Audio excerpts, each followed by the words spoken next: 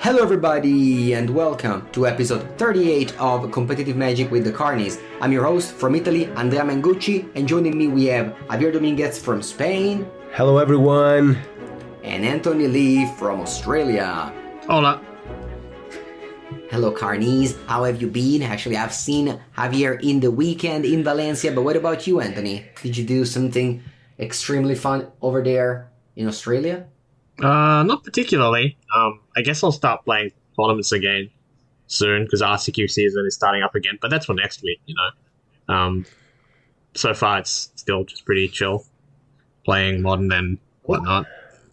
Modern? Yeah, RCQ season is Pioneer, right? Yes, it is. Yes.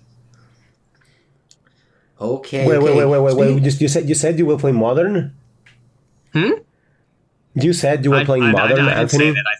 I think you might have an audio issue on your end or something. I definitely didn't say that. I see. Okay, I'm sorry, Anthony. Yeah, Go English ahead. isn't my first language, you know. Maybe I misspoke. I don't really know. Don't worry about it. You watched any modern content over the weekend by any of your teammates? That counts as well. Oh yeah, I definitely did. Yeah, that was good. It was more enjoyable than I thought it would be. I'll admit that. I mean, that's easy, right? Because you're such a hater. That I mean that's true. But I mean, it was reasonably enjoyable. Okay, that's. Mingo and I, we just played like in Valencia. Honestly, the Valencia tournament was very fun. It's been a while since I haven't played a tournament like this. And yeah, it was also good to be with Mengu, who unfortunately did not qualify for Lille, but I'm sure he will qualify next time. Yeah. Well, actually, I've been told that I should message Scott tomorrow because maybe there's like enough pass downs that my 40th place actually gets an invite. So I'll see tomorrow. That could be a lot though, right? Like it's top 32 plus passing downs. So it's like 8 people out of 32. That means one of every 4 was already qualified. That would be like a lot. You know? Yeah, that doesn't sound that hard. I could have just drew the last round and safely got there, but I decided to play it out. I knew I counted in myself too much, you know what I mean? It's funny. Okay. It's funny because it was the other way around for day 1. You know? Yeah, for day 1, I decided not to draw last round and played out and won over a kind of rough matchup, the Bring to Light deck from Aractus, but the day 2 just went so poorly. Like I kept on losing mirror matches after mirror match. Yeah, that's okay. Okay, well, that was the weekend. I mean... That was the weekend also involved eating some Spanish food, which I have definitely missed. But next week, Javier, we're going to eat some more Spanish food together because I'm coming to Barcelona. Yeah, I was going to say, like, I'm going to see you a lot because I was with you in this weekend. I'm going to be with you in the Four Seasons this week and also, like, next weekend. But then, this weekend? Yeah. You mean tomorrow? Tomorrow. Well, tomorrow, yeah, actually. Tomorrow? But, I mean, that's... Oh, wow. Yeah, Thursday. Because, you know, like, going one day before means you go one more time to the restaurant to eat Italian food. So that's you know, you can argue with facts, and that's the whole plan. We're going to play the Friday Team Trios tournament also. So, yeah, I'm going Thursday. So, yeah, I'm going to see Mengu a lot, actually. That is a lot of Some mango. accent. Yeah, there's a lot of Mengu. And then together from Bologna, we're going to go to Barcelona.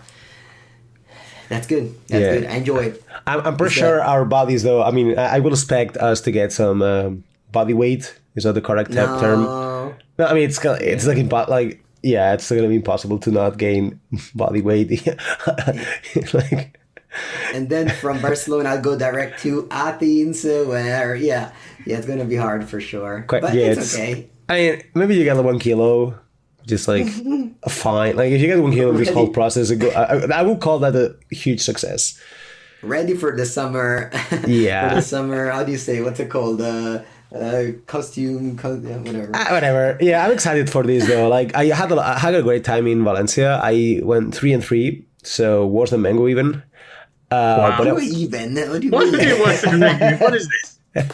I mean, Mengu failed to qualify, which was his goal, so he did not get the result he was hoping for. I did not have much, like, any, exact goal, like top 18 or whatever, but I went 3-3.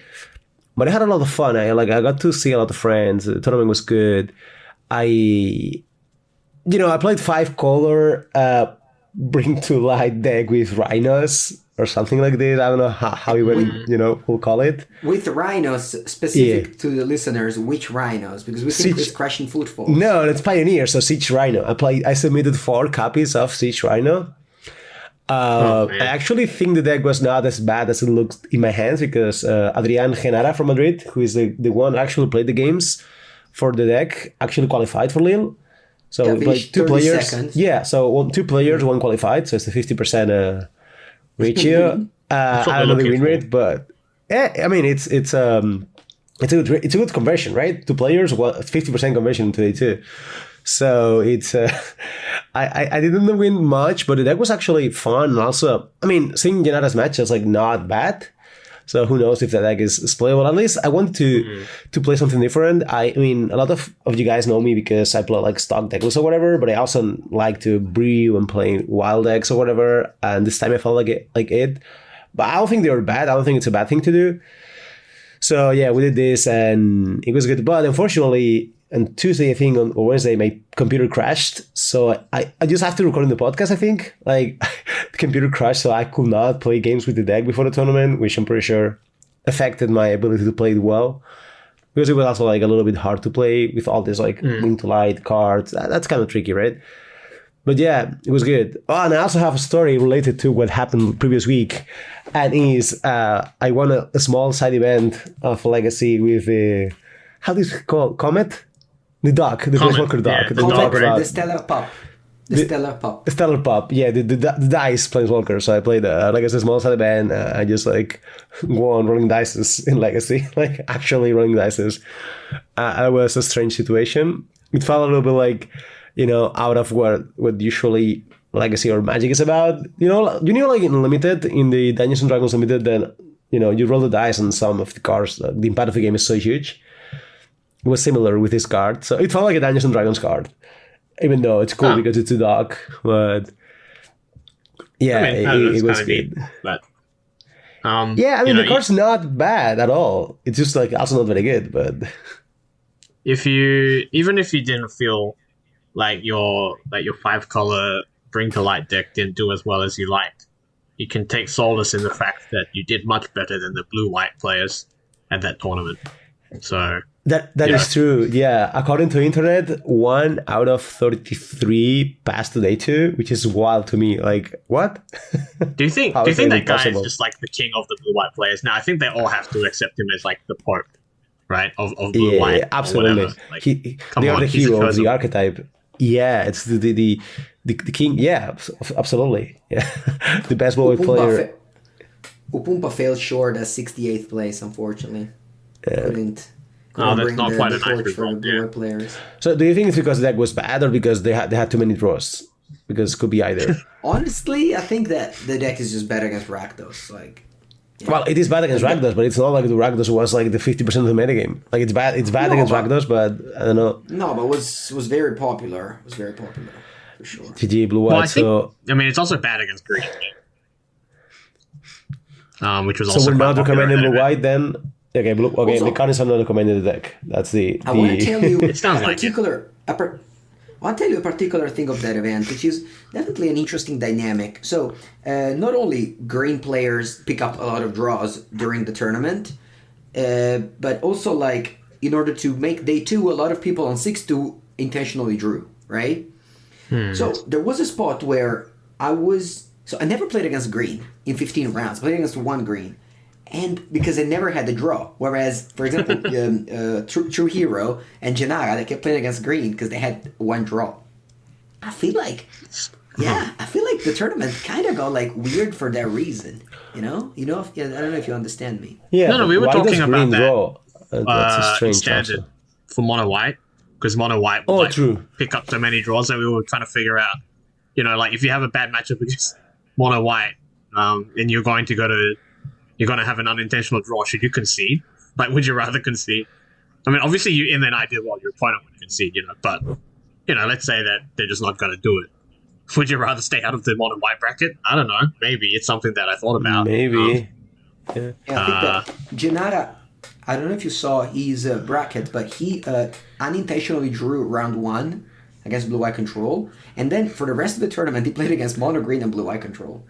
Yeah, which were supposed to be bad matchups for the deck, but yeah, I mean, they were supposed to be bad matchups, but he eventually, he kept winning, right? He qualified, so, but yeah, that was it's a dynamic, I guess. The longer the tournament, the more it applies, I guess. But I got shocked about I think of Mono Green for like a fast deck. I think of Mono Green stuff. There's a fast deck that just like ends games fast or something. So maybe I don't know. Yeah, it stalls so much. Like it stalls so much. I think it doesn't play that many turns, but I think it takes so many game actions that if someone slightly slow is playing it, it's very easy to get draws with that deck. I've noticed that in paper for sure. Okay. You can burn up a lot of clock, and also people literally just have to keep counting things, which doesn't happen on Magic Online. So I think that slows things down a lot. Yeah. So I think if you play slowly, don't play green. Yeah, I honestly think a slow player should be more afraid to play Mono Green than to play Blue-Eye Control. I would go so far as to say that, unless you're very good with green. But so basically, the non-draw bracket of day 2 were like only Rakdos and the white decks, which is so weird. But I was looking around and that's what I was seeing, which is strange. Well, I mean, the big bluff of the week was the Convoke deck, I would say, in a way. Yeah, I thought that deck was meant to be Hargak or whatever. That didn't really pan out. Yeah. Who knows? I mean, it was almost one in the top 8. We'll see. I think we'll see in the following weeks how it goes. That's for sure. Oh yeah, speaking of draws, I want to tell you this fun fact. Round 9, I sit down, I am 6-2. Lots of people were drawing, but I wanted to play because I was in the day 2 even with a loss. And my opponent goes, why don't you want to draw? Are you not whatever 18 points? And I said, yeah, I'm same as you, 6-2. He said, no, I'm not 6-2. I'm 5-3. What?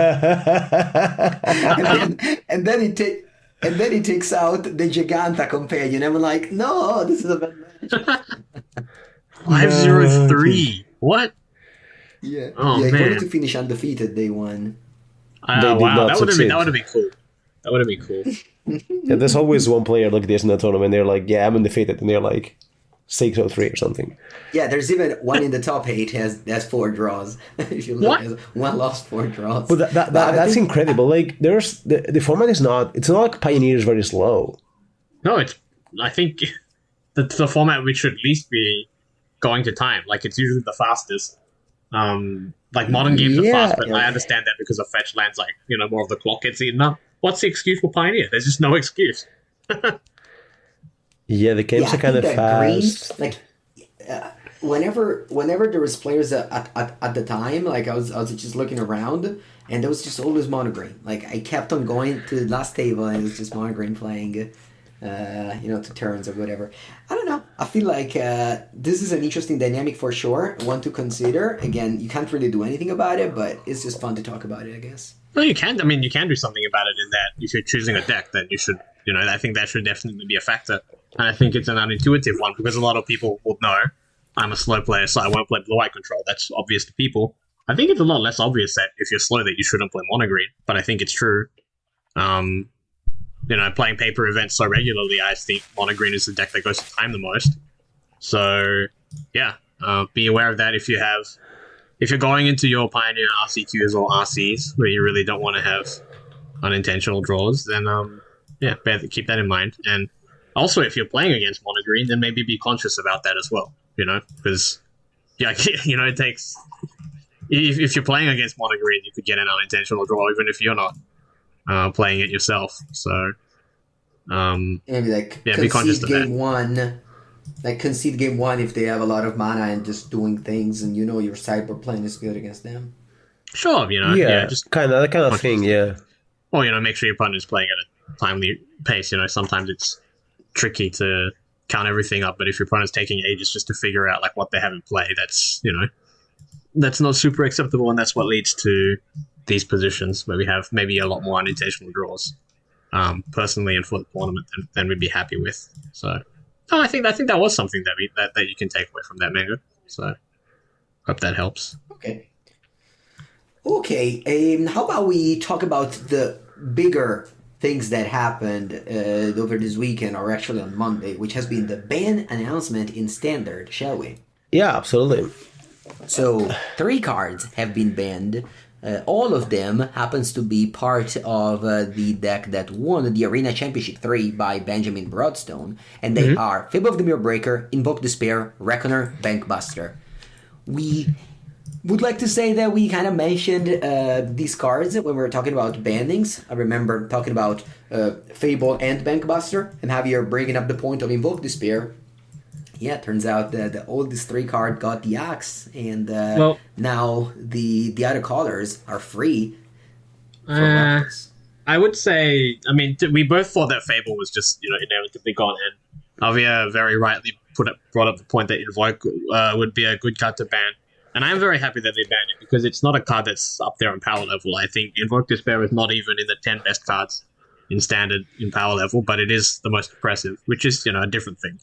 But I don't know. I didn't think I didn't particularly think that they should, or didn't, and also didn't necessarily expect that they would ban Reckoner Bankbuster. But I think it's okay. I mean, it's not like a devastatingly horrible ban or something like that. I just don't think they needed to ban it, and that I think Reckoner Bankbuster might enable decks to some degree. I think like a lot of the time, like these mid-range, non-blue mid-range decks have trouble generating enough cards to go along, and Reckoner Bankbuster gives them that effect.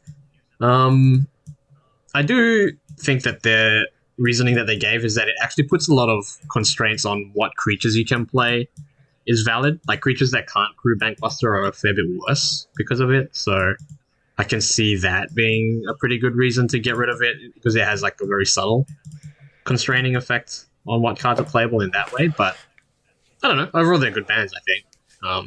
I don't think they needed to do much more or less. I was talking to Pumpa about one of the reasons why Blue-White Control was struggling in Pioneer, and he said that so many decks are playing Bankbuster.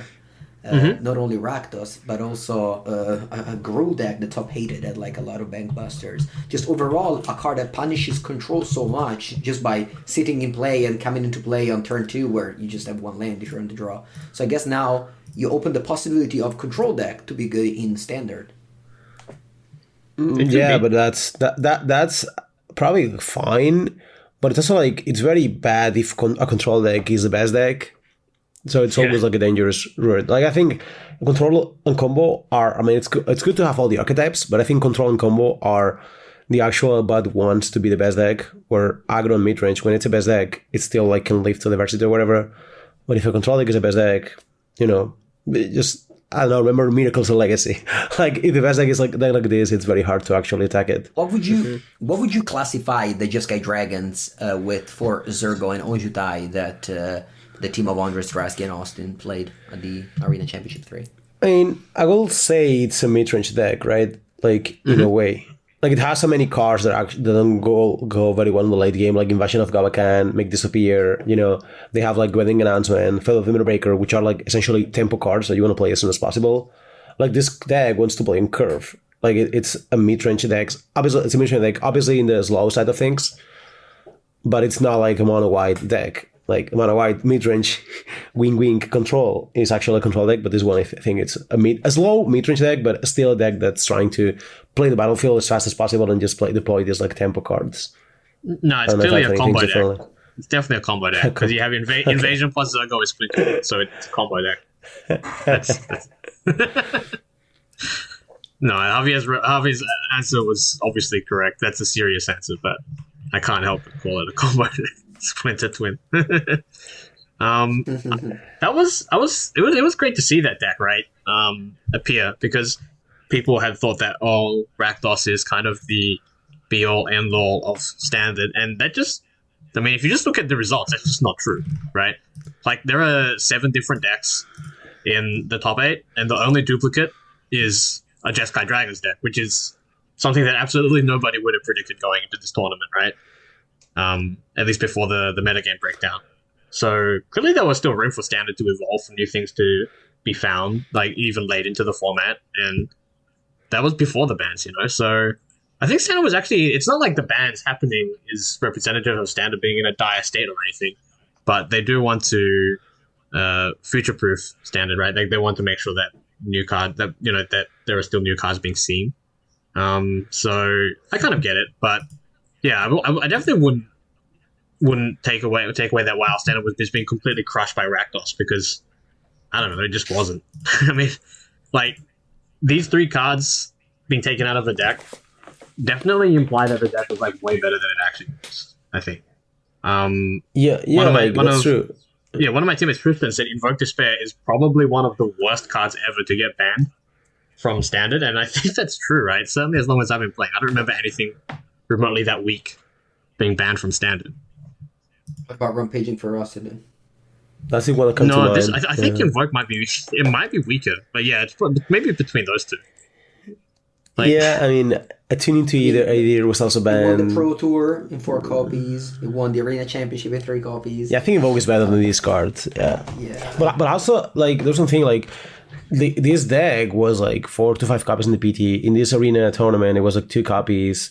Like, I think those numbers are actually incredibly low for a deck that actually gets like 3 card banned. 3 cards, yeah. Like there's like Team Energy or like the Marta Vehicles style of decks where, you know, like top 8s were often like 6 to 7 of these decks, and this is like a 2, you know, 2 out of 8. Like this is not a ban of like, the ban policy definitely changed, because if you see these 3 bans, it looks from the outside like, yeah, Standard was like all Rakdos, and you had the top 8s in tournaments where it was 7 Rakdos every top 8, and that's what usually led into this kind of bans. But here we have like, I mean, it's not like Invoke, or, you know, like it was dominating like all the format or anything. Like I mean, like you have decks. This is like what you have, like the Soldiers deck, enchantments, domain, mono white aggro. Like they just nothing to do with these cards, and they're all like populating the top 8s, right? So yeah, this is the premier event. Like this is not 12 people Friday Night Magic in my town. It's like, you know, there's a lot of very good players here, a bunch of like, you know, among the very best, and they were trying to break the format, and they brought like mono white aggro and Stars enchantments because they felt like this was good enough to actually break the Rakdos. I mean, and Rakdos midrange, it was kind of played, so it's just like it lost to these decks. It didn't do well. Yeah. The Rakdos didn't do well. And then again, and as we said before here, like in the PT, it didn't do that well either. It's just like the effect of using like 4 in the top 8 of the same decks or whatever, but it also didn't do that well. Like, yeah, I mean, it's I think those bans are probably going to lead into a better format, but it's strange, at least a little bit, compared to what we have seen before. Then again, those are the bans we kind of called here, so I definitely agree in a way. Banning Bowmaster is tricky, but, you know, at least it will mean like other new cards show up, because the classic like card that's good anti-removal, like an anti-removal card from the sideboard, now it's just Bowmaster. Like whenever we want this effect, we always use Bowmaster. So I think it will lead into more diversity, even though I think the card was very interesting to play with and against. But yeah, I mean, the bans are going to be, you know, going to make the format better. At least like more exciting to play, you know, like in terms of like to brew for a lot of people. But for me personally, I think the format was also good. So even if it's, you know, it's going to be better, but it was also good before. So I think there was like a very large disconnect as well, where a lot of very competitive players enjoyed the format quite a bit. I heard like a lot of very positive things about Standard from Pro Tour players, but I think it was a lot less popular outside that particular group. And, you know, ultimately I think those hardcore players are probably going to enjoy most Standard formats anyway, so I don't really mind if the ban and restricted announcements tend to skew towards the more casual experience ultimately. And I think, I mean, a lot of those players, they want to see new things, and Fable's been around. You know, it's kind of overstayed its welcome a little bit. Same thing with Bankbuster, because I think it being colorless means it goes everywhere. So it is possible that well, of course it's possible. I think it's very fair to say that something just being seen so often is a valid reason to get rid of something, I think. And that would be the main basis that I think that Bankbuster was removed, I guess. Yeah, also as Mango said, Mango said in the tweet, like, he's gonna miss the Fable of the Breaker or something like this. What was the tweet, Mango? You miss. Yeah, I just Yeah, I agree. I just wanted to say that Fable of the Mirror Breaker is just a crazy good design, and sometimes It is. I like pushing cards. Like I don't like to tone it down. And Fable of the Mirror Breaker is a card that came out. Almost nobody played it at the first Pro Tour. It was legal in. There was the new Dynasty Pro Tour. And and then people started to put it in Standard, in Pioneer, in Modern, and now they banned it from Standard. Fable is kind of an incredible success story, right? Because everybody, like, so many people have these like cute little pet cards that they feel like they're gonna break out during spoiler season, and then they never quite get there. But Fable is like a wonder story where, like, it's a sleeper for like ages, like literally like months, and then bam, like then just completely wild success. Where it's like, a staple of like a multi-format staple that gets banned from like Standard, like, wow, like all of that. Also a little bit too good, but not like, yeah. It's also like, not an Oko. Even if it's the best card in Standard, it's not an Oko. This is not like Oko level of like, like no, it's not like the championship had like the arena championship didn't have 32 Fables. That's what I'm. Like it wasn't that on power level all play pattern, right? Because Fable actually like creates some, like, it actually enables like some different decks, like the reanimated decks. The reanimated decks are almost never actually good in Standard, but Fable made it so that was possible. And I think Fable, has a lot of interesting decisions and actually creates some different positions from the way it works. Like, it can be correct to kill the Goblin Shaman sometimes and correct to leave it in others, and all sorts of different things can happen because the mana scales up non-linearly. I think it's I don't know, I really enjoy playing with the card, and to be fair, I don't really know why we keep using the past tense in terms of talking about Fable. Like, I'm going to miss Fable, or I enjoyed playing with it, because, it's still very much present in Modern and Pioneer, right? So it's not really gone. I mean, I have an answer for that. For me, Fable actually was, it's like a funnier and better card in Standard. Like, it's a more interesting card in Standard than in Modern or Pioneer, because a lot of decks played in Standard, but also like the tension between the creature is like better in a way, like, but also like you have more. I mean, you play against Creativity Modern, they have the Fable. You gotta answer the Fable if you can, like always. Yeah, it's not like you're gonna let it leave.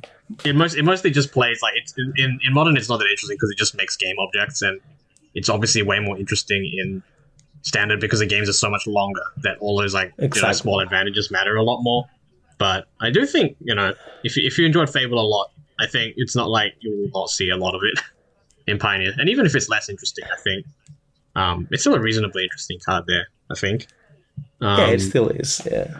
Yeah. Well, breakout deck for the weekend, number one, it was Dragons, mostly because it was still the copies in the top eight. But to be fair, this is similar to the PT result where the whole team Shank, like the qualifiers and the handshake, displayed the Dragons deck. So I mean, they did well, but maybe we'll have done well without the decks, Yeah. So it's the deck they brought. But there's also like serious enchantments as well, which was not very expected, I will say. Yeah, I think that was Seth Manfield brought. Yeah, Selesnya Enchantments made the top four, and Seth Manfield just out there with the same archetype as well. Yeah, Enchantments mostly popped up earlier because it was a very good answer to the black-red base decks, and then it kind of faded off after a while. It's not. I think because there were so many other decks that were trying to fight it by going over the top. But with those receding a little bit, I can see how Enchantments had a way back in. And yeah, I mean, going into this arena championship, everybody was looking to beat black-red, right? But people were choosing to do it in very different ways. So you see this Enchantments deck, which was the previous deck that was really good against it. You see like the Domain Ramp type deck, which was something that worked very well for what's it? I don't know his real name. I can only think of him as Canadian Bacon. Sorry, but the Canadian player in the top 8 of Pro Tour, March of the Machine, worked very well for him.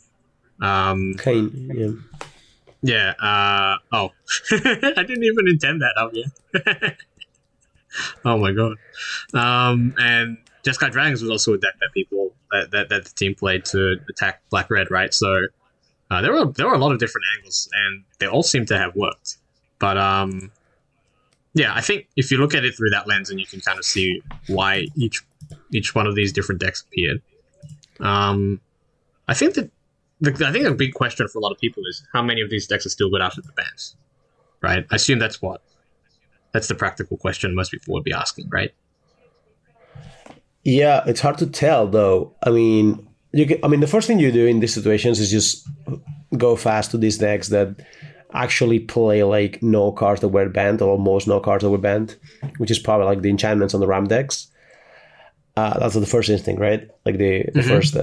But then you realize, like, well, that's not entirely correct, because Ram is like a very, very like metagame based deck, right? If you absolutely you can have Ram draws that actually lose to limited decks. That's a classic, So here, maybe the Ram deck might actually become worse, even though it has no banned cards. Yeah, but maybe it's good. Maybe it's a 5-color deck, so maybe it has enough adaptability, so you can adapt into other things. There are also like a lot of like Hair Migration or Island Binding. They are like very powerful cards that might be among the best cards left that are legal. And enchantments here are also good. A deck that's completely away from this is Esper Legends. Of course, that had a bad matchup against Rakdos, so I'm guessing it returns in Standard. Yeah, I actually forgot about Esper because it was like not played in the tournament at all. Like the Arena Championship. That was wild, yeah. I'm not a big fan of Esper anymore, but I guess I never was. But now when deciding to play the deck is this. Yeah, all these barrages in the sideboard, I guess. Well, that deck was by far the most popular deck at Worlds, and then a few months later, 0 people played it in the next event. Yeah, I mean, to be fair though, they were similar. Like there was like this Soldiers deck, which actually ended being like better, right? It seems like Soldiers ended being better than Esper. And there's also like this mono white aggro type of like mid-range-ish deck as well. Like those decks are clearly like they were chosen over Esper. Like they're fighting for the metagame spot, I think. So something that's like fundamentally important to Standard in general. I remember many years ago, Brad Nelson said like the most important thing in Standard is trying to line up your interaction against your opponents and trying to make sure your threats line up against their interaction well, because Standard kind of revolves around conditional answers a lot. And I think that's kind of very much in play with this Soldiers deck coming out over Esper, because the reason that Esper fell off so brutally at Pro Tour March of the Machine and now Arena Championship 3 was the printing of Lithomantic Barrage, which made it so much easier to answer Esper's threats. And Esper like really relies on keeping stuff in play to be able to snowball. So efficient removal is especially backbreaking for it. And I think like being able to find a deck that still played the same role as Esper, but without being so weak to Barrage is very important, right? I mean, it just makes sense. If you just play like way cheaper cards, like you're better. It's not as bad for you if they play cheap removal, like the flash threats are a little better, that sort of thing. So yeah, I think that's something that's good to think about in general. Like even if the deck is less powerful in general, which I think is clearly the case, like the decks that you put in these Soldiers decks are less powerful than Esper, which is just, it's all bangers, right? It's all just awesome rares and mythics, basically. But the fact that those line up more poorly against the interaction in the most popular deck, like, makes it so you maybe should play like a deck like Soldiers that has weaker cards that line up better. I think that's particularly true of Standard in general. So I don't know, if you're looking to try to crack a format the same way these guys did, that's the kind of angle that I would try to look through. Yeah, I mean that's very fair. I mean this lining theory, whatever. I think it's a very good approach for the game. Like that's for Standard, it worked very well. It just sums why a lot of decks are good or bad in Standard now, and yeah, it's a good wise content. Okay, I mean, do we have anything else on Standard? Because maybe we want to move into Anthony's favorite format. I don't know if Standard. Okay, let's do it. Let's move into Standard. Yeah, I mean, you wish, huh? No, let's move it to Modern. Because, yay! Because there was something very cool happened in Modern, which is I don't know if you guys saw. I don't know if you guys saw the various top 8s that happened over the weekend, the deck list, but there has been one archetype, it's a pretty old archetype, Yugmoth, and 5 or 6 players top 8'd the 4 modern challenges with Yugmoth adding 4 Albora Grazer to the main deck. So this is no like new card or new printing, probably just the Discord people of Yugmoth decided that this weekend was the weekend of Arbora Grazer over Birds of Paradise, and boom, the deck just, dominated over the weekend with a winner in Xerc and just various other people with the same strategy of playing with Arbora Grazer, Golgari Rot Farm, and Kalni Garden in Yugmoth. That's wild. That is really clever. Like, that's just really clever. Like, when I first looked at this deck list, I was like, 23 lands in Grazer, that seems kind of weird, but then there are bounce lands. Like, wow, it works perfectly. That's smart. So I've played with this deck, and there have been games where, of course, you draw Grazer, and it's like a 2-land end, or even sometimes a 1-land end that maybe you would keep if you had Birds of Paradise and Ignoble Hierarch, but you have to mulligan with Grazer. But at the same time, you have those hands where Grazer ramps you up a land, you keep on making your land drops, and then you use the Grazer to both convoke or to sacrifice to Grist or Eldritch Evolution, and then it's very cool. So there's trade-off here and there. Yeah, I think it makes so much sense. Like, you just need disposable creatures in this deck, and that one does everything you need. Like, your Rams, you head, it's a disposable creature, I think. Yeah, and it's 2 mana for Code of Calling, basically. Yeah, like, it gives 2 mana. Like, it's a double. It's Sol Ring for Call of Calling, right? Actual Sol Ring for Call of Calling. Yeah, if Wall of Roots is Gilded Lotus, if Wall of Roots is Gilded Lotus, this one is Soaring. Javier, do you remember when we kept in Limited, we only referred to Rouse Reinforcements as Yeah, Soaring? I didn't like it because even the day before the tournament, it was still being called Sol Ring. But this is actual Sol Ring. I mean, the reason why I didn't like it being called Sol Ring is because it cost a 2, not because it wasn't a Sol Ring. This is, But genuine Sol this Ring. one costs 1, so this is actual Sol Ring. Wow. And Bola Grazer, another multi-format superstar, by the way. Yeah, the one that we lovingly called Mulligan, or not so lovingly, really. We The called it Mulligan Monkey. Yeah. Mulligan Monkey Because it keeps felt being it was a like... mulligan. Yeah.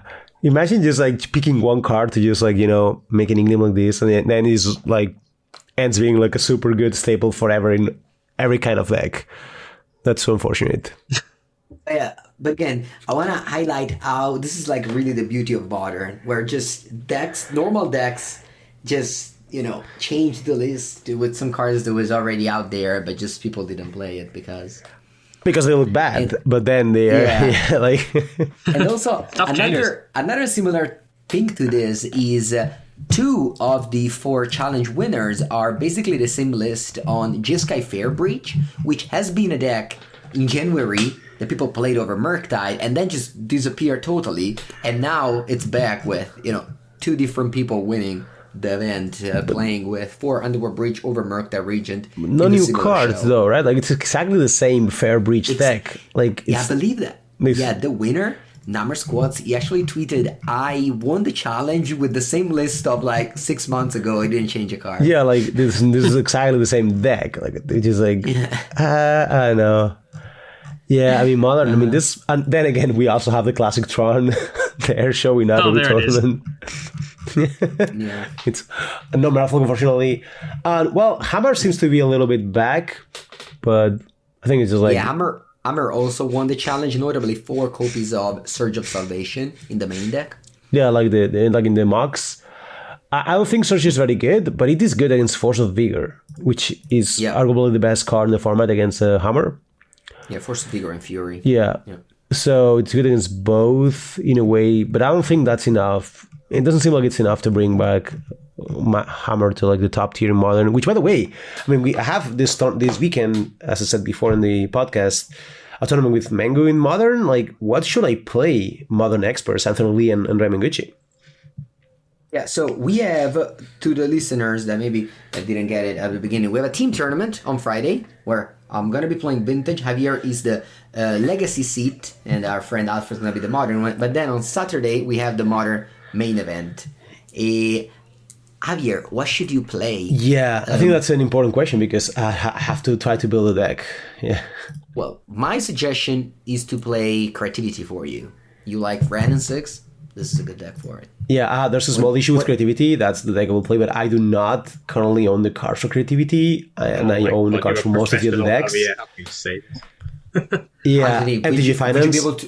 Would you be able to lend Javier the cards?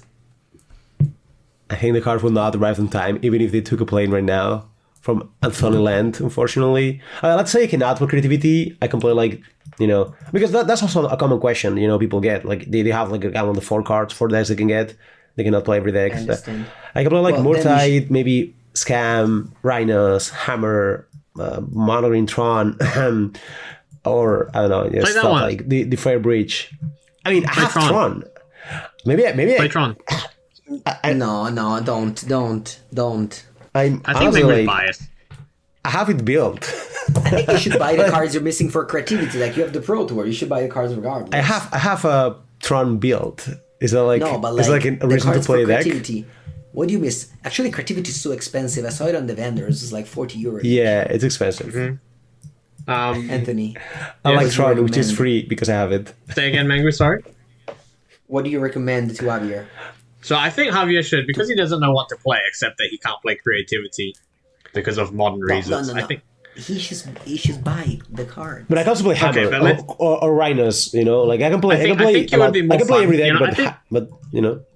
I think you should have some fun with this. So if I were you, I would do one of two things. I would either literally roll a dice to pick on them, or I would make a poll and I would let like Twitter or your Discord server decide.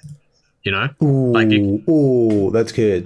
I think we should respect democracy. If you don't know what to do, then let the people decide. Okay, is Elementals good? Also, I can put that in the poll. Like, Elementals, I can play. No. Okay, no, I wouldn't even roll. But then you have to buy. Then you have to buy the new Nisa, which is like 40 euros. No, because I can borrow them from you. No, I don't have them yet. Oh, that's unlucky. Anyway, it's not in the pool. I built 2 decks, 2 full decks. One I left to lend to Alfred, which is Creativity, and then I can lend to you the Rhinos deck if you want. No, but I think I have Rhinos for myself. So I think it's like a loss. Maybe I miss like one. Then I'm going, okay, I will maybe do a poll somewhere. Do a poll. That's the most fun, I think. Let's do that. I think, and it'll be new, right? I think we haven't done anything like that before. Okay, let's do it. I'm gonna think about it, but I might. I just pull like the 3 or 4 decks.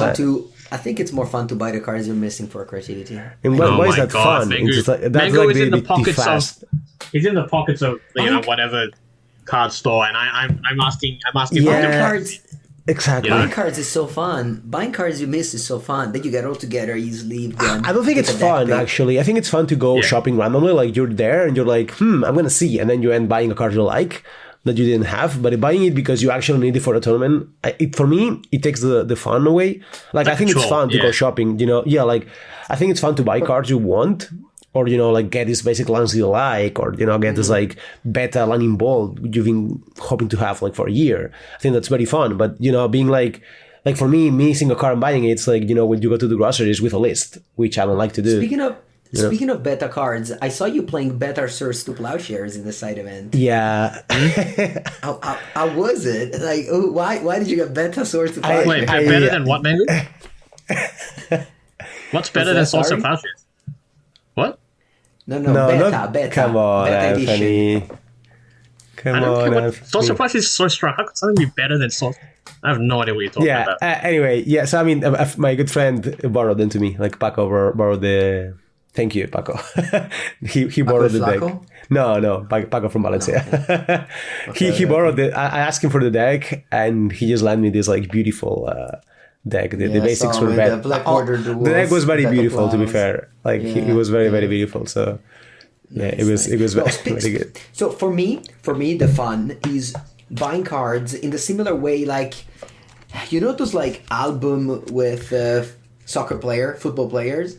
When I was a kid, I used to feel them. For me, it's the same with Magic cards. I like to look at lists and have the feeling that I own all the cards. Like, for me, it's very satisfying. Like, I feel very good about it. So just buy. Yeah, I'm a collector, exactly. Yeah, I'm actually gonna admit I also feel like this. That's why I have most of the modern decks, but I just happen to not have creativity. Like when I bought a lot of cards like some years ago, like 1 or 2 years ago, I just obviously didn't have these cards on the map. But I mean, I have like the breach decks or whatever, Mortite breach, and this deck, maybe hammer, maybe it's hammer time.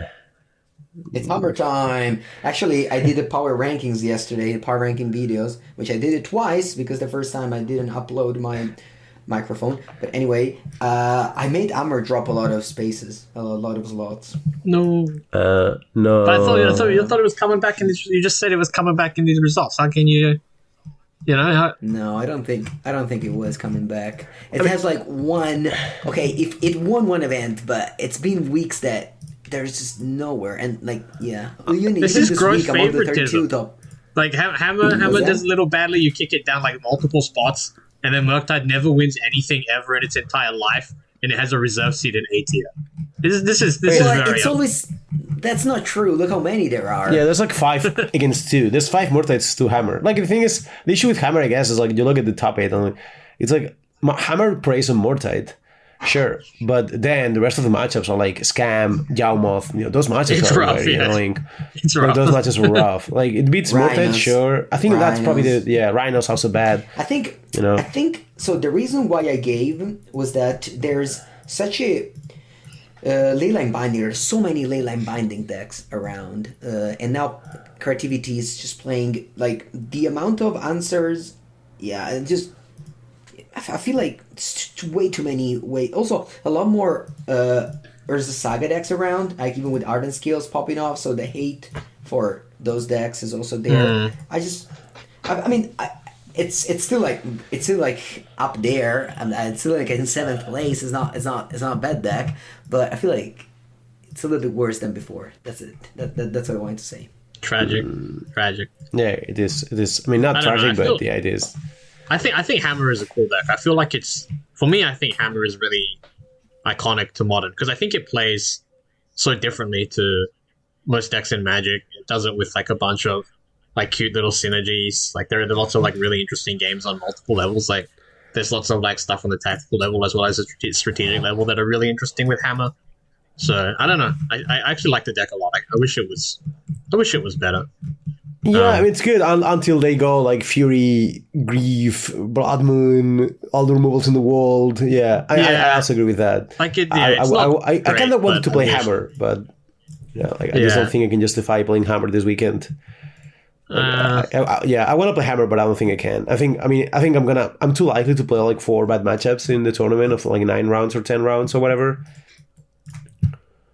It's not like, I mean, with Hammer bad matchups you're always like fine because you can always just.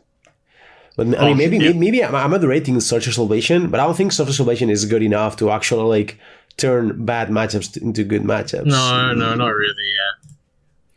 Yeah. Should we address any of the Lords of the Ring cards that were previewed yesterday? Is there anything that you consider modern playable? I haven't seen much. No, they purposely worded Frodo, determined hero, to not be able to equip Colossus Armor, just to make sure it wasn't modern playable. Yeah, that's strange to me. Like it's a 2 mana, 2/1 or whatever that when it comes into play, yeah, it keeps an equipment that costs 2 or 3. Which is 2 like or 3, like why? Which is like, yeah, let's just make this card that we guarantee to not be playable. Oh, I think it's a flavor thing, right? Because in the books, Why? Frodo only ever wields equipment with a mana value of 2 or 3. I'm pretty sure.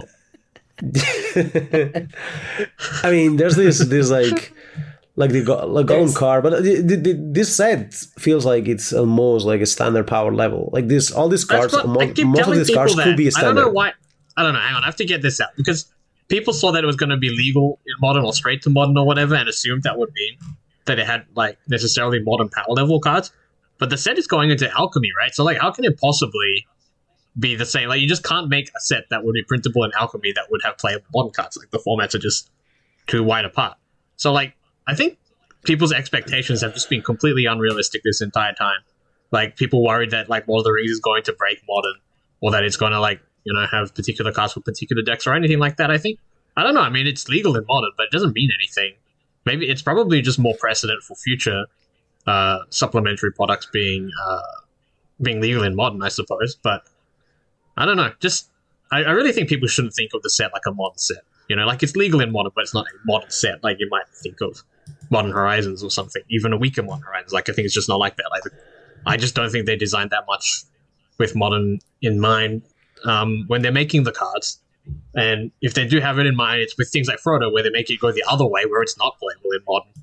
So that's the thing, exactly. Like, but because you can have cards that have impact in modern, but are actually like not impactful for standard or whatever. Like if Frodo could keep equipment for 1, as an example, it could be like like legally in it could be legal in standard and it will never see play, whatever. But it could be like very good in modern, and also with cards like cards that go well with Cascade, something that will be good with Yawmoth, or like type of God of Calling card, or like a big Underworld Breach. like a big colorless card.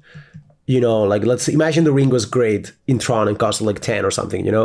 Like sure. These could also be good in modern, but not in standard. Like I think it's not very easy, but kind of easy for them. It's a hard thing to do. Like they can make cards like Fatal Push that scale way better to all the formats. Like but also like cards like Death Shadow. Like if you make a Death Shadow, imagine they made like a multicolor battle Death Shadow or something. That could be a good card for modern, but not for standard. Like I don't think it's that hard to have cards like that. But it's just not their goal, right? Like I just don't think it doesn't look like they're trying to do that. No, Which, of course, it seems like the opposite. Yeah, it seems like the opposite. Yeah. I'm just saying, like they could, like it was not killer. Like they could have gone for that. Like it's very easy to throw like 4 cards in a set that are actually going to impact modern. Like this could have happened, and I kind of thought they would put 3 or 4 cards, or maybe 2 or 3 that were like like this. Yeah, Frodo. If he could keep hammered, it could be like, okay, this is the card they're gonna throw there, so it changes modern a little bit. But it seems like they're going the other way around. They're just like being careful, and it's this. I mean, so far it seems like it's aimed at just not change modern at all. Honestly, I'm glad, because I just didn't want to. I mean, I don't personally care either way about the flavor or whatever, but I just feel like the complaining if like Frodo was a top tier deck in modern, it would just drive me mad to hear all the complaining about it. So I'm glad. I hope none of these cards are playable, so that I don't have to read a million threads about how it's ruined their immersion. That's a sad story though, because it will be fun to see you like being mad at that. Yeah. Don't worry, I'll find other things to get mad at. Yeah, I'm sure we will eventually. There is one card that I think we could play in Yawgmoth, which is Delighted Halfing. 1 mana, 1/2, add colorless, and add a mana of any color to cast legendary spells, and they cannot be countered. So this is something similar to an elf, but it survives Ran and 6. Could be something. Oh yeah, that card might be good, but it's still like at the end of the day, it's like a hero. Like it's a colorless hero. It doesn't die to Ran 6. What about it's very minor. The black one, Orcish Bowmasters? Maybe that's a card you could play in that deck. Yeah, I've seen a lot of people wanting to put this card in Legacy mostly, which is the new 2 mana 1/1. Whenever it comes into play, and whenever an opponent draws a card except the first one in each draw step, so basically similar wording to Fairy Mastermind, you deal 1 damage to any target, and you make a 1/1. It seems like a Orcish Mastermind. Sorry, you don't make a 1/1. You make a token with 1 counter, and then every time this token grows, right? Yeah. Just like it's like the War of the Spark mechanic of Mass. It is that mechanic, except now it's also an orc. I don't know. Like, I mean, that's a card that I could see you seeing play for some. Like, it would have to be a deck like Yawgmoth, where you have some slightly unusual requirements, but maybe something like that. I don't know. What's a card except the first one? So if they play Brainstorm and you put this into play, it deals 1 damage to any target, and you make it 1/1. Wait, does it trigger off? Yeah, right. Wait, yeah, is it actually does it trigger 3 times?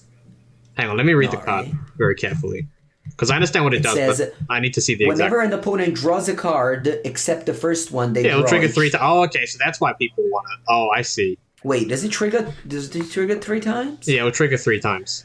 Okay, so if Brainstorm from the opponent makes this go +3/+3, deal 3 damage, maybe maybe that's fine. For damage divided, so Arc Lightning. Yeah. Or no? Yeah. I mean, it's Yeah. still probably not that good, but much better, definitely. That's cool, because though. if you go main phase brainstorm, you play this, and suddenly you have a 5/5. It doesn't even have to be main you know? phase. Like, what if they just cast, I don't know, if they end step brainstorm against you because they also have a fetch whatever, you can respond with this. Because that's actually different Nice. to Fairy Mastermind, right? Okay, so this card's maybe good. Legacy. Maybe. Like today I was playing a Legacy League. My opponent had Opposition Agent, Fairy Mastermind, Hullbreacher. I was so scared every time they had mana up, but now they add this one as well to the deck. That's cool, though. I think that's more interesting. Yeah. Lots of different flash threats to make it, interesting to play around each of The them. range. Wow, that the is range that is up. interesting. Okay. I hadn't thought about that when I first read the card. Like, I just didn't think about Legacy and how, like, that this effect is so much better against Brainstorm than stuff that you would see in other formats. Huh. Yeah, it's cool. good. Yeah. Today I was playing the deck that True Hero posted yesterday and made a trophy with, and I was like, all right, let's try it out. And it plays the scam package of Grief Reanimate in the Fair Shell with Uro. I'm talking about Legacy now, not Modern. And I was just so amazed by, all these powerful cards that we never really see together. Yeah, I don't know. Well, Strange magic he these days. puts cards together like that in an interesting way. I've noticed from his deck lists. So that's cool. Yeah, but overall, I mean, yeah, there will be like 1 or 2 or 3 cards, whatever, but they're not like obviously super powerful tools. I guess the Arc is kind of good for Eternal, but yeah, I mean, personally, I expected the set to be like reasonable for Alchemy, as Anthony said, but a little bit more designed towards the the Eternal. I mean, like modern gameplay, but that doesn't seem to be the case. That's fine. I mean, the set looks good so far. Also, we'll see. Yeah. And I'm sure that if you enjoy the Lord of the Rings, you will find a lot of things you enjoy. It's like similar to the Dungeons and Dragons set, I'm sure. They have some very cool designs in this set. I have to say that, like, they're really funny. Like, they make me cackle a little bit when I see them. Like the Bilbo that has a thing when you get to 111 life, or the long list at the ends that makes you like literally list like 7 different creature types or whatever over time. It's awesome. Like, I really love that they were able to make these designs. I think they're also fun. They have a cycle of new lands. Have you seen them? Yeah. No, I haven't. Like Mines of Moria, for example, comes into play tapped unless you control a legendary creature. It adds red and pay 4, tap, exile 3 cards from your graveyard, make 2 treasures. Cool. So they're okay. So they are spell lands from. Oh, that's cool. So they lands. They come into play tapped unless you have a legendary creature. So they come into play tapped, most of them. honestly, the spell lands are a very good space of design. Like, seeing how Sakens and some Tegenumas and stuff. They're just like cards that usually lead into people playing more lands, but also flooding less. So they screw less and they flood less, which means more games of Magic the Gathering being played. So I think they're kind of cool. But for standard, but these ones will not see play modern, so whatever. But it's still a good thing they try to design this, and let's see. Okay. Anything else you guys are interested in sharing with? Classic things that we should really say at the beginning, but we always forget until the middle of the podcast. We gotta thank our new patron, Michael Thomas. Thank you for joining the Discord. I posted over there the deck list that I played at the LMS. Maybe we can just we can take that as a tradition, Javier. Whenever we go to an event that isn't a pro tour, things like that, maybe we can share it in the Discord for the people that support the podcast. Oh, sure. Yeah, so we'll for see. things like the LMS, but so Yeah, exactly. 4 seasons. Yeah, 4 seasons is good. I also wanted to ask a question because I thought this when I saw the card, just to talk about something. But like, this Golem card, which is something like it's a 2/1 for 2. When you attack, you do like a scry, and then the opponent has to guess, right, if it's a land or not, which is sort What's of that? like What's the card? the Golem. Scheming Guide. Oh, Gollum. Okay. Yeah, like it's 2. Let's imagine for simplicity of the question, like it's a 2/1 for 2. When you tag, you scry 2, and then your opponent names land or non-land, and if they guess it wrong, you draw the card. Wow. Right? Which seems kind of fun, right? like in a way. Like this is like good for the cube. This card actually might just be like straight cube design, like cube playable. You know, I think it's fun. Yeah. Yeah, but like, so would you guys like to have this kind of mechanics in actual like good cars in competitive level? Like, because I thought with these and also with the Comet, because I thought the Comet was good, and it was like, yeah, this is good to play like a legacy tournament because it's casual fun. This is good for Cube, but I will not like this card to be as good as Chandra and Standard. But Golem is maybe this different. I know Golem it's different, but yeah, would you guys like that in like in actual very good cards? Like if the Shielded was a card with this mechanic, you will like it? Yes. That's the question. Like it depends on what you mean by this kind of mechanic, because I just think like Comet is actually just rolling dice. Like it's like the guessing mechanic. Yeah. Like a guessing mechanic. Like mechanic, you have your very good card. Yeah, like you make your opponent to guess or to do things, like kind of art of fiction type of card. But I guess this is different, but also that kind of a situation where your opponent has to decide. Do you think it's maybe time concerns is an issue, or I don't know? If I mean, like, don't you think like Atris, Oracle of Half Truth was like a super fun card when that was in Standard? I thought it was a lot of fun. I don't remember playing that card that much. Yeah, well, it wasn't like that good, but it was fun. Mengu knows Atris. I remember playing that card. Yeah, I was playing it in the Sultai deck with Enter the God Eternal and Nisa. Yeah, that was a fun card. So like it's not that different. Like I don't know. Do you remember when they had the D&D limited set and a lot of competitive players were complaining that it was too random? It wasn't actually that bad. It's kind of like no, but like I think it's what Javier is addressing.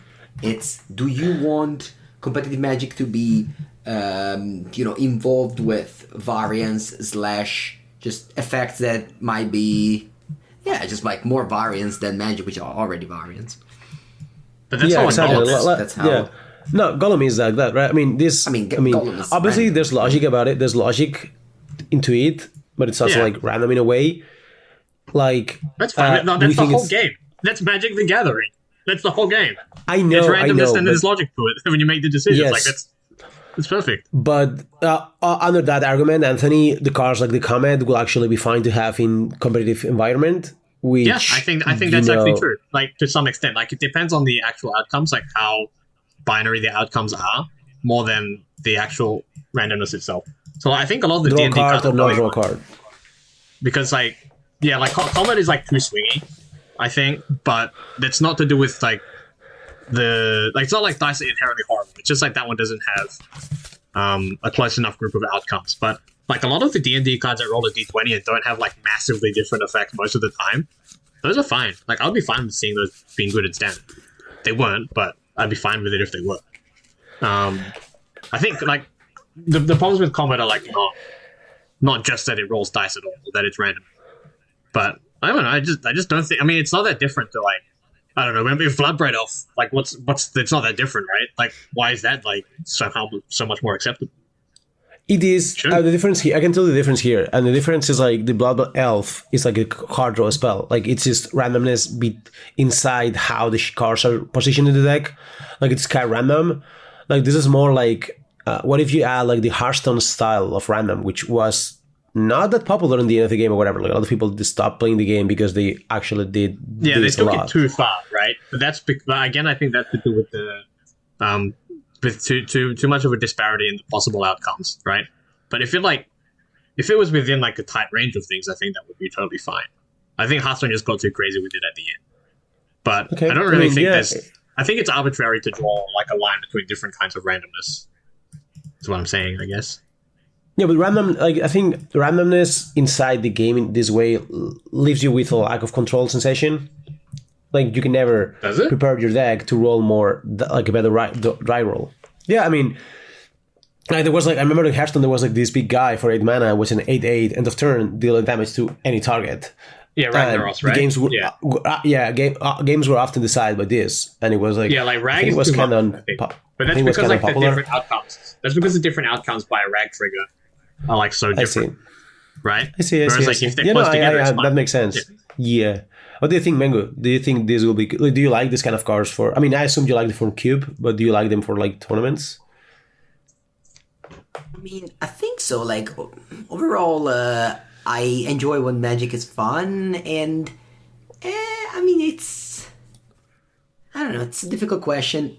But overall, I feel like I wouldn't be upset if Comet was a playable card in Standard, yes. Okay, it's good to see. Thank you, guys. Yeah, do you have your Comet ready for this weekend? I do, actually. Yeah, I think I might play it. It's Comet time. Yeah, it was good. It's a card that can be so bad. Like, sometimes you tap 4 mana and you let in next your opponent. Lava Axe. Yeah, so bad. Oh, Lava Axe? No. Lava Axe, so bad. That sounds awesome. I love Lava Axe. Lava Axe and Legacy. Why? Control Link? No, why? It's so bad. I think Comet is not very good, but also, like, kind of fun, so whatever. When you cast it in the Team Trios, please make sure, like call me, so I want to watch you. Okay. Okay, I will. Kind of that. Yeah. That's And make sure to do the poll about Modern today after we finish the podcast, because tomorrow it's your flight. Yeah, I have to do it today. Absolutely. I'm actually going to probably try at what time do you arrive in Bologna? I think afternoon, like 6 or something. Just for dinner. Okay. Just for Italian dinner. Yeah. We will organize later at the station, and then we go straight to dinner. Shall we talk a little bit about the other formats? I mean, we're not going to touch Match Pioneer because the RC, whatever it's called, is coming up, right? Yeah. So we can't. Legacies is still like impossible to read. Like I don't know if you want to talk about a little bit, but still like the challenge was won with Dredge. Like Dredge won the challenge. Like Legacy. Dredge. Yeah, like Legacy is completely like unreadable. Like all the topics have like 5, 6, 7, 8 decks, different decks. There's no deck that dominates, and like the most, the challenge is like 10% Delver, and that's most played deck. Like it's yeah, I don't know. We just keep going on, and Legacy is still like super spread, so not too much to say there, I guess. Also because we don't have the dock in Magic Online, so we cannot try it there. Tragic, unfortunately. Tragic, yeah. All right. I mean, there's anything else you guys want to talk about, or we just warp it up? Oh, wait. In Legacy, we can talk about the combo Invasion of Tarkir plus Chain Lining. Yeah. Do you think that's good? I mean, I will not call that a combo, but it's definitely a good synergy. Like, they play creatures, you kill them with Invasion, 3 mana, flip it. It's a combo. For 3 mana, you get a 4/4 flyer. Yeah. And then they tap 1 white and then source to Plowshare it. Like, they can also daze the invasion, the backside of the invasion. When wow, that's wild. True. Oh, that's true. GG. That's right. Not in situation. Damn. I feel like whenever I play Legacy, I just crush Blue Red Delver with literally anything I play. I don't know how people still win with that deck. They still win, but yeah, it's kind of like, what's winning is still also Cephalic Breakfast. Wink, wink. I had to say it, The Cephalids. No, I beat Team True Hero, so I think I'll come up with some weird mid-range pile. I want to play Tarmogoyf again. I mean, I'm interested into playing piles also, but I don't know if... Yeah, but you have a proper Jeskai pile with Comet. I might just play the piles also. We'll see. All right. Oh. Gonna wrap it up. Next week, we might have a surprise, right? Yes, maybe we don't. We might have a surprise, as both me and Javier are in Barcelona testing with other people as well, so maybe something will happen. But anyway, stay tuned. Again, if you want to support the cast, there's the patreon.com/Karnies. You can join the podcast and chat about, see what piles are we going to play this weekend, and get Anthony to comment your... draft deck. I don't know. So Anthony recently commented something that was fun. I don't remember what it was. But... I have no idea what you're talking about. I genuinely have no recollection. Yeah. Classic Anthony denying everything. Yeah. I've never denied anything in my entire life. That's a ridiculous allegation. Yeah, exactly. That's the denying right there. All right. Thank you for listening, everyone. I remembered something. We're also recording this podcast at a different time because Mengu has a dentist appointment, right? And this is great. Yes. The time he asked for the rescheduling was literally 2:30, which is great, right? Do you know that joke, Mengu? Javier apparently has never heard this joke before. I heard it this morning in bed. I woke up and I actually got the joke out of nowhere. It took you that long? What? That took you a whole day? Yeah. Oh, tell him the joke. Mengu, what is a dentist's favorite time of day? Is it 2:30? Yeah, I mean, I guess that's kind of obvious from context. That had to be the answer. Can you? Do why? you know why? Actually, you know what? I'm gonna leave that as an exercise for you. I want you to come back and come back in a Is day this like an yeah. English? Is it an English joke? Or Next week It we'll is, know. yes. It's It the is. answer next week. That's the answer. 2:30. An exercise for the reader, listener. All right, Yes. the answer goes for All reader. Okay, thanks everyone for listening. Sorry for the Anthony joke, but we still love him anyway. And see What you do you next mean, week. sorry? Bye So bye. maybe some of the people will understand the joke in less than 24 hours. That's not my fault. Cheers. Bye. Adios.